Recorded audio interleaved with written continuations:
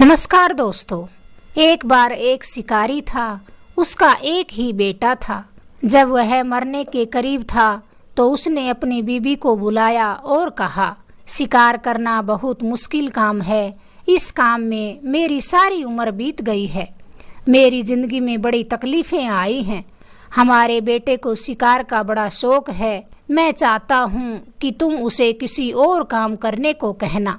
शिकारी ने ये बातें कही और कुछ दिनों के बाद चल बसा। समय बीता तो शिकारी का बेटा भी जवान हो गया। उसने एक दिन अपनी माँ से पूछा कि माँ, बापू की राइफल कहाँ है। माँ ने जवाब दिया कि बेटा, तुम्हारे बापू की आरजू थी कि तुम शिकारी न बनो, कोई और काम सीख लो। शिकार करने में हर वक्त जान का खतरा बना रहता है। मेरी भी यही कामना है कि तुम कोई और काम सीखो। लड़के ने कहा, माँ, मुझे शिकार करना अच्छा लगता है। इससे मानव बहादुर बनता है, जान जोखिम में डालकर अपना नाम पैदा करता है। बापू की बहादुरी के चर्चे तो आपने भी सुने होंगे। खतरनाक जानवरों को मारने पर राजा ने उन्हें बड़े बड़े इनाम भी दिए हैं। मैं भी उन्हीं का बेटा हूँ। मैं कोई बच्चा नहीं रहा। अब मैं राइफल चलाना जानता हूँ। इतना कहकर लड़के ने राइफल उठा ली और चुपचाप शिकार करने के लिए निकल पड़ा। दिन भर शिकार ढूंढने के बाद उसकी नज़र एक हिरण पर पड़ी। उसने हिरण का शिकार किया और बेचने के लिए शहर पहुंच गया। वह बाजार में पहुंचा ही था कि राजा का मंत्री वहां से गुजरा तो उसने लड़के से पूछा कि ये हिरण कितने में बेचोगे। शिकारी के बेटे ने कहा, आप इसका कितना दाम दोगे। मंत्री ने कहा कि मैं तो तुम्हें 20 रुपए ही दे सकूंगा। शिकारी के बेटे ने हिरण बेचने से मना कर दिया। यह सुनकर मंत्री को गुस्सा आया और मन ही मन उसने उस लड़के से बदला लेने की ठान ली।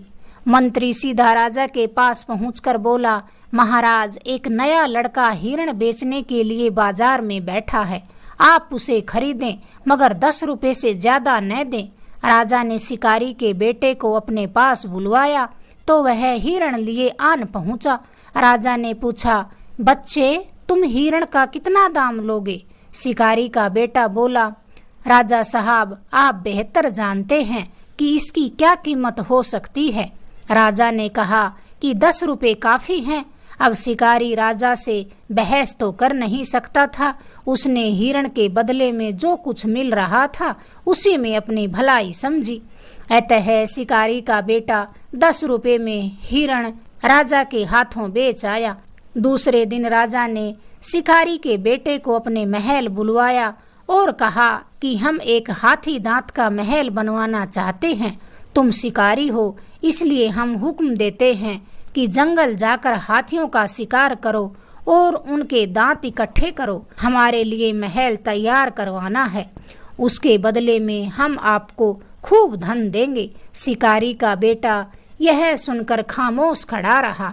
थोड़ी देर बाद राजा ने फिर पूछा, तुम चुप क्यों हो? अगर नहीं कर सकते तो तुम मुझे साफ साफ कह सकते हो। शिकारी का बेटा बोला, मैं आपके लिए यह काम जरूर करूँगा।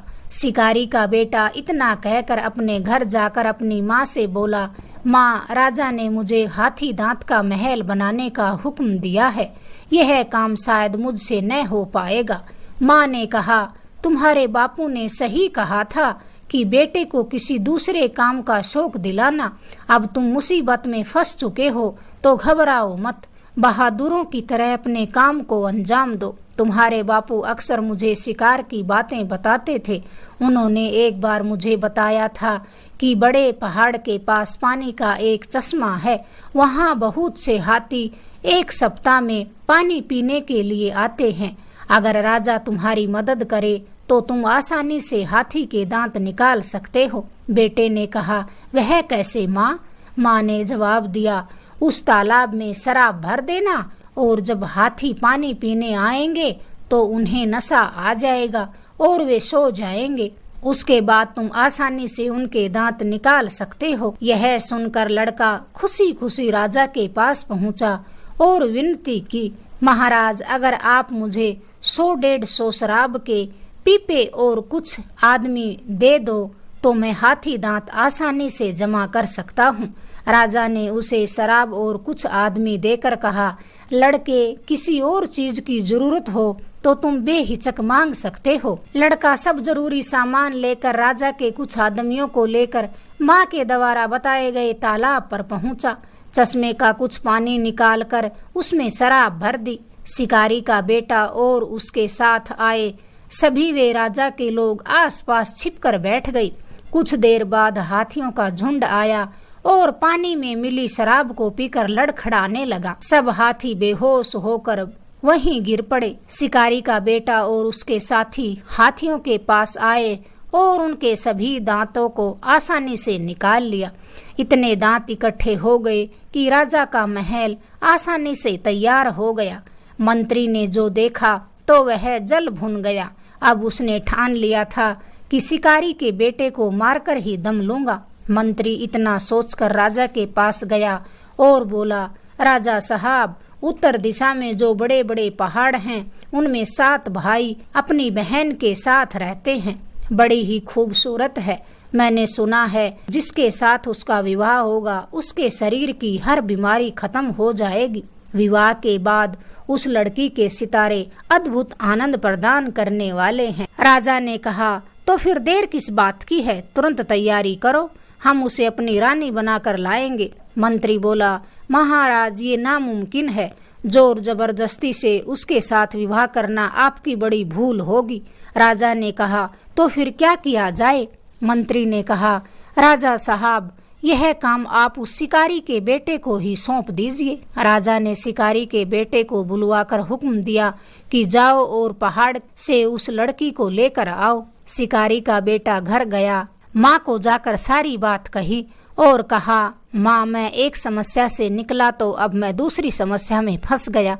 माँ ने कहा, बेटे, तुम बिल्कुल न घबराओ, बहादुरों के सामने चुनौतियां तो आती ही रहती हैं। तुम्हारे बापू कई बार जिक्र करते थे कि बड़े पहाड़ के दूसरी तरफ 5 भाई रहते हैं जो अलग अलग एक एक कामों में महारत हासिल किए हैं।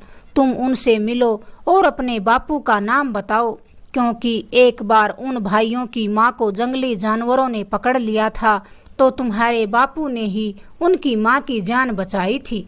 मुझे लगता है वे तुम्हारी मदद जरूर करेंगे। शिकारी के बेटे ने रोटियां एक थैले में डाली और चल पड़ा अपनी मंजिल की तरफ। रास्ते में शिकारी के बेटे को एक आदमी मिला जो नदी के किनारे बैठा पानी पी रहा था। शिकारी के बेटे ने भी पानी पिया और उसने देखा कि जो आदमी नदी किनारे बैठा पानी पी रहा है वह अभी तक पानी पिया ही जा रहा है, मगर उसकी प्यास नहीं बुझी है। शिकारी का बेटा बोला, भाई, ये कैसी प्यास है जो बुझती ही नहीं? वह आदमी बोला, मैं अगर इस नदी का सारा पानी भी पी लूं तो भी मेरी प्यास नहीं बुझेगी। हम सब भाई ऐसे ही हैं जिनकी खूबियां निराली हैं। शिकारी के बेटे ने कहा, मुझे भी तुम अपने भाइयों से मिलवा दो। वह आदमी बोला, क्यों भाई, तुम्हें अपने काम के लिए नहीं जाना है क्या? तब शिकारी के बेटे ने अपनी माँ द्वारा बताई गई सारी बात उसे बताई तो वह समझ गया कि हो न हो यह उन सब भाइयों का एक भाई है। वह आदमी शिकारी के बेटे को खुशी खुशी अपने बसेरे पर ले गया जहाँ उसके और 4 भाई भी रहते थे। वहां जाकर शिकारी के बेटे ने सारी कहानी बताई। तब उसे पता चला कि एक भाई की प्यास नहीं बुझती, चाहे वह कितना भी पानी पी ले। दूसरे की सर्दी दूर नहीं होती, चाहे वह कितनी भी आग के बीच में बैठ जाए। तीसरा इतना भोजन करता था कि उसका पेट ही नहीं भरता। चौथा जमीन पर कान लगाकर चारों तरफ की बातों को आसानी से सुन सकता था। 5वां भाई लंबी लंबी छलांग मार करके 2 पहाड़ों को एक छलांग में पार कर सकता था। 5 भाइयों ने शिकारी के बेटे की खूब इज्जत की। उन्होंने कहा, हम पर तुम्हारे बापू का एहसान है, हम तुम्हारी मदद हर हाल में करेंगे। अब वे सभी मिलकर उस पहाड़ पर पहुँचे जहाँ 7 भाई अपनी बहन के साथ रहते थे। 7 भाइयों को जब इनकी आने की खबर मिली तो उन्हें मारने के लिए भागे, मगर वे जल्दी ही समझ गए कि वे भी ताकतवर हैं। तो उन सभी 7 भाइयों ने लड़ाई का इरादा त्याग कर प्यार से पूछा, तुम यहाँ किस कारण से आए हो? शिकारी के बेटे ने कहा कि हम तुम्हारी बहन का पैगाम लेकर आए हैं। हमारा राजा तुम्हारी बहन को अपनी रानी बनाना चाहता है। सातों भाई यह सुनकर अंदर चले गए। शिकारी के बेटे ने अपने उस साथी से कहा, जरा सुनो तो क्या बातें हो रही हैं। उसने जमीन से कान लगाकर सुना और बोला कि वे सब भाई पहले तो हमें खाने से भरे हुए 7 बड़े बड़े थाल देंगे। अगर हमने सारा खाना खा लिया तो वे हमारे साथ अपनी बहन को भेजेंगे, वरना नहीं। शिकारी के बेटे ने अपने उस साथी से कहा जो सदा भूखा रहता था कि तुम तैयार रहना। सातों भाई कुछ देर बाद बाहर आए और अपनी शर्त बताई कि हम तुम्हारे सामने जितना भोजन रखेंगे वह तुम्हें सारा खत्म करना होगा। शिकारी के बेटे ने शर्त को स्वीकार कर लिया और उनके साथ अंदर पहुंच गए। वहां उन भाइयों ने उनके लिए बड़े बड़े थालों में बहुत सा खाना परोस दिया। सातों भाइयों को पूरा यकीन था कि ये एक थाल का खाना भी नहीं खा पाएंगे, मगर कुछ समय में ही सारा खाना चट हो गया।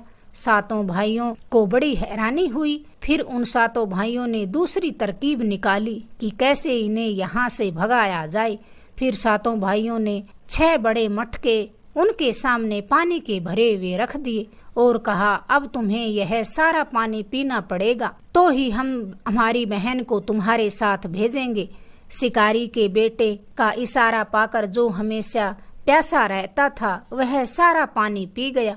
सातों भाइयों ने एक शर्त और पेश करके कहा कि हमारी ये एक भट्टी है, तुम में से कोई एक इसमें थोड़ी देर बैठ करके दिखाए तो हम तुम्हारी बात मान लेंगे। अब शिकारी के बेटे का वह साथी जिसको सद लगती थी वह उठा और आराम से जाकर जलती भट्टी में बैठ गया। अब सातों भाइयों ने सोचा हमारी हार निश्चित है, तो उन्होंने अपनी आखिरी शर्त रखी कि सामने वाले पहाड़ की चोटी पर एक ठंडे पानी का झरना है, वहां हमारी बहन और तुम्हारा कोई भी एक साथी पानी लेने जाए।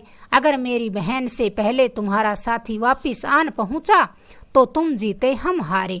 अब जो छलांगे लगाने वाला था वह साथी पानी लाने को तैयार हो गया। वह एक ही छलांग में दूसरे पहाड़ पर जा पहुंचा। झरने से पानी लेकर आने लगा तो भाइयों की बहन भी उन्हें रास्ते में मिली। वह बोला, तुम्हारे भाई हार गए हैं। भाइयों की बहन बोली, आओ तो 2 बातें कर ले। उस लड़की ने उसे मीठी मीठी बातों में उलझा लिया। बालों को सहलाने लगी तो उसे नींद आने लगी। लड़की ने उसका लाया हुआ पानी लिया और अपने भाइयों के सिखाए अनुसार जल्दी जल्दी छलांग मारती अपने भाइयों के पास पहुंचने वाली थी कि पीछे से शिकारी का वह साथी एक ही छलांग में अपने पानी की भरी शीशी लड़की से छीनकर पहले पहुंच गया। शिकारी का बेटा अब सारी शर्त जीत चुका था। अब सातों भाइयों ने खुशी खुशी अपनी बहन को उनके साथ भेज दिया।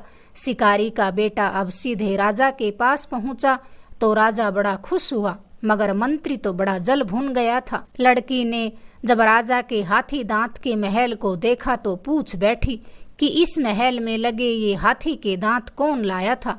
राजा ने कहा, जो तुम्हें लेकर आया है वही ये हाथी का दांत लाया था और ये महल भी उसी ने बनवाया है। तो लड़की ने कहा, अब जब शिकारी के बेटे ने सब कुछ किया है तो मैं तुमसे शादी क्यों करूं। राजा ने लड़की की ईमानदारी और निडरता को देखा तो बड़ा खुश हुआ। राजा ने शिकारी के बेटे का विवाह उस लड़की से करवा दिया और इनाम के तौर पर बहुत सा धन देकर उन्हें खुशी खुशी विदा कर दिया। अगर आपको हमारी ये कहानी पसंद आई, प्लीज हमारे चैनल को लाइक करें, शेयर करें, सब्सक्राइब करें। धन्यवाद दोस्तों।